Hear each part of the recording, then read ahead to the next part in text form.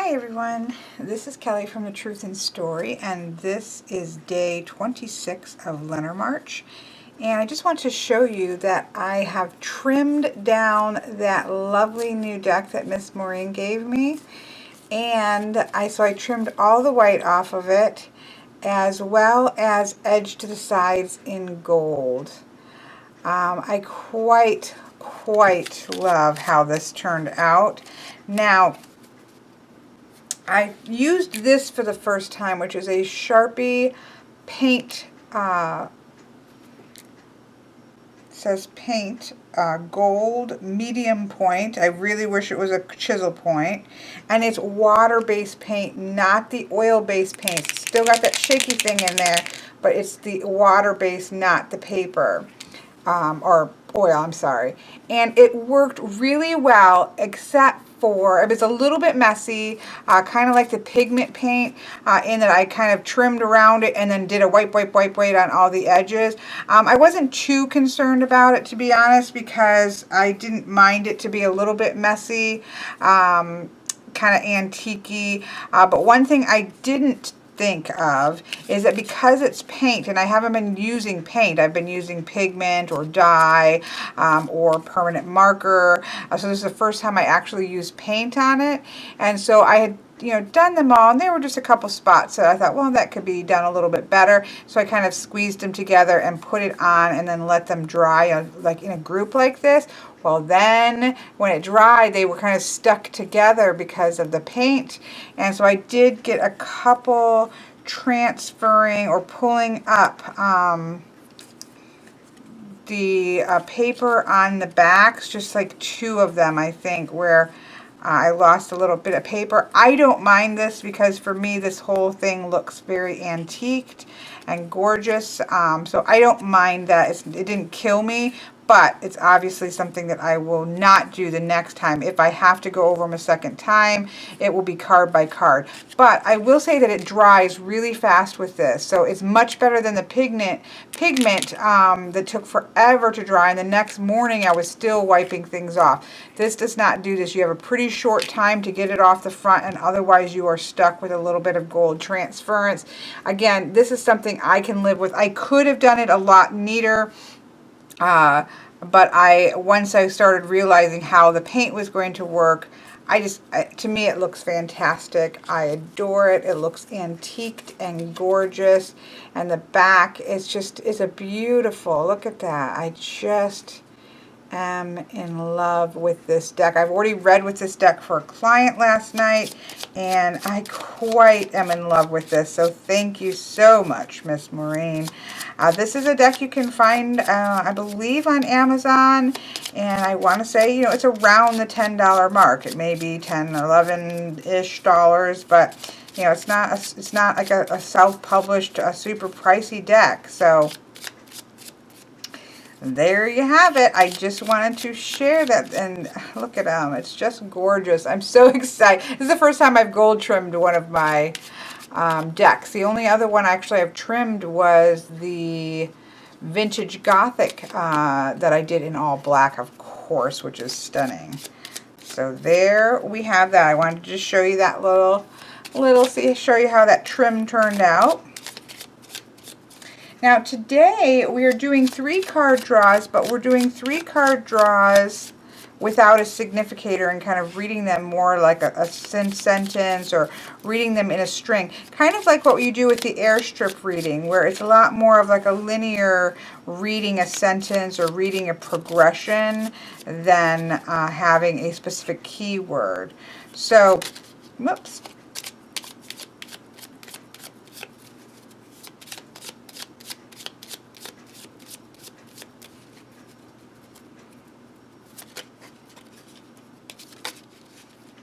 Alright, I'm trying to do it with my arms upright, and that's not working very good.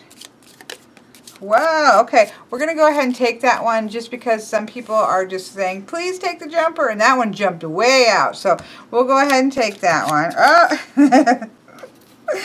Okay, but that's way more than just one, so I think my cards are still a little bit sticky, but we'll keep that one that just leapt out there. Alright, but I don't lay them down face down. So here we have the, oops. So here we have the scythe, which is, they have it placed in the 8th house of transformations and cycles. So that certainly makes sense and is interesting. Alright, well, let's just see what else we get here to go with the scythe. Oh, this isn't good. Here we have the end of happiness. We have the lilies card in the 6th house. And the 6th house is sort of our daily living kind of, you know, the daily grind, our daily lives, so to speak. Then we have the book card, which is they have with Pisces. Now, Pisces is associated with the 12th house also, and rules over the 12th house, which is that kind of end of the line, step back of spiritual knowledge and understanding there that we have with, that they have connected with the book. So, you know, nobody's happy to see the scythe card that shows up here, but we do have an ending in harmony that is going to bring secrets with it, right? That's going to maybe reveal secrets. That's going to increase our knowledge. You could also have it there. You know, we have an end of something, but we could also have an end of something that is going to harvest. If you read it, sometimes I read an end of something, but it's harvesting. What is it harvesting? It's harvesting harmony and knowledge. So there's a couple ways that you could, even if you read this as an end to harmony, it still is something that is going to bring about knowledge, that there's something that we are going to learn from this. And then we're probably going to have to want to resume to trying to find harmony. So that's a couple ways that you could read this. Because I would be reading this in a row, you know, I would probably read this as, here's an ending that has harvested harmony as well as knowledge, which is a good thing in my book, although this is still going to be painful. This is not to say that this particular card is not a painful card. It just means that we're going to get something out of it, out of that painful ending. Okay, so let's see what else we get here. Here we have the man, who is obviously associated with Mars. We have the stars, which is associated with the 12th house. Oh, that's not. Which is associated with the 12th house, which is the house that Pisces rules over. And so here again we have that idea of the spiritual. We have that idea of an undoing, or that kind of step back into the spiritual. But the stars are also, you know, again about our rising, following our destiny, and he is following his destiny into the tower, which could be a corporation, a corporate business going into a high, you know, a large company business versus a small business. It could also mean that his rising stars are something that he does in a step back way. He may be a writer. He may, you know, we would obviously get some more information about this, but he could be a writer or somebody like that is kind of stepping back and doing his work maybe done in isolation. His greatest work, his work that is going to move towards his destiny, may be done in isolation on his own in the tower. So you can see here that you can read cards, and very often will. These are different ways in which you're going to be reading cards. Sometimes it's with this as a significator like we did yesterday, and sometimes when it's in a grand tableau, you're just going to be reading chunks like this and kind of just feeling your way about how they may connect, and you get more information as you see what other cards are touching them. But here we have the work, and it's a work contract that's going to bring some obstacles. There's going to be some either some obstacles to getting this work contract, or the work itself is going to become an obstacle for the person. So that's something that we want to pay attention to. We have Gemini here, which also does kind of indicate having a type of a choice that might be there.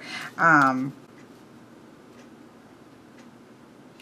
be honest, I'm kind of blanking Oh, that's probably, that's Aries. I think of Aries as higher up, you know, like a ram horn, you know, goes, you know, up and then it curls out like a ram horn. This, I kept thinking it was a bird, like, you know how you draw the seagulls with just that little bump there? And I'm thinking, what is a symbol that is a little bird like that?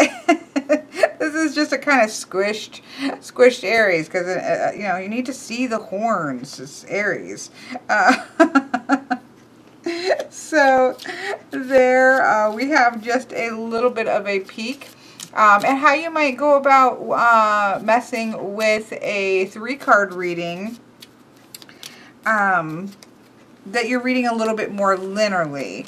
So just to kind of recap, because this is this last day of, you know, we did 2 days of 3 cards. There's 2 ways that you might approach a 3 card. You might go ahead and say, okay, we're going to do this for work. So we would shuffle the cards, and then we would look through the gorgeous cards that is this deck and find the work card, which is probably at the end because I didn't shuffle very long or well. Yep, because we can see we still have some of our cards all grouped together. Shows you why you need to shuffle well. But you know, you would grab for anchor and look, and we have a tower that a step back. This person maybe stepped back into a position of kind of moved back a little bit and up in isolation above itself, and this is actually causing him obstacles at work.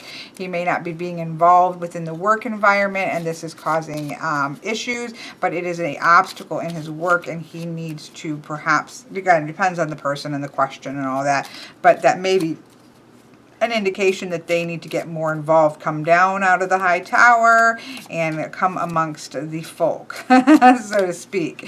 So that's the way we pull for it. And then the other way is what we just did, where we go ahead and shuffle, and then we just draw 3 cards on our topic. So if it's still about work, we would see that there is a contract or a message that's coming that is going to probably, because it's work, it may be a work contract that is coming that's going to bring about positive change and movement and a new beginning. So things are going to start fresh for this particular person. There's going to be something new that's showing up in the realm of work that's going to be positive movement forward. So there you can see those are the 2 ways in which you might read a 3 card. And tomorrow we're going to be moving right along to the 6 card. And there is a handout for the 6 card. And I put it in the very first Lenormarch, but I will put it the links again in the description box below so that you can take a look at that and give that a whirl tomorrow to start putting some of the things together that you've been learning this month. So I hope that you all have an absolutely wonderful day, and I will talk to you tomorrow.